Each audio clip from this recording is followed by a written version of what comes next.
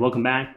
So this video is going to be a double whammy because the two programs we're going to talk about basically do the same thing. We're going to be talking about the Pythhyp and Pythleg programs. These are both Pythagorean theorem. The Pythhyp program is used to find the hypotenuse.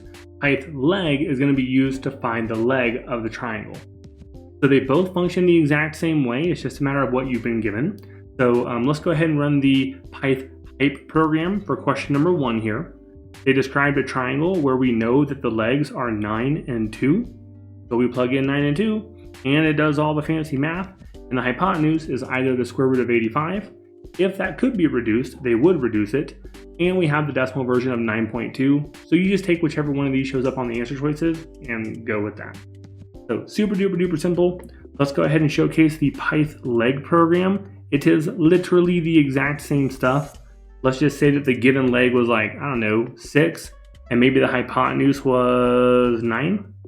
So if this is what I'm dealing with, it's going to do all the math necessary, and the missing leg is either the square root of 45, or 3 square roots of 5, or 6.7. So you would just pick whichever one of these shows up in the answer choices and call it a day. Now, usually the only hard thing about Pythagorean theorem is recognizing it in the problem, especially for word problems, and then doing the setup yourself. You're responsible for the setup. The calculator will just speed up the calculations.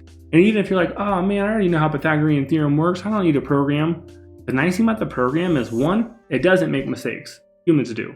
And 2, it will give you every possible format for the answer. So if you got root 45, but the answer was 3 root 5, you don't have to do any work to finish the problem if you're using the program, or as you would if you were doing it by hand.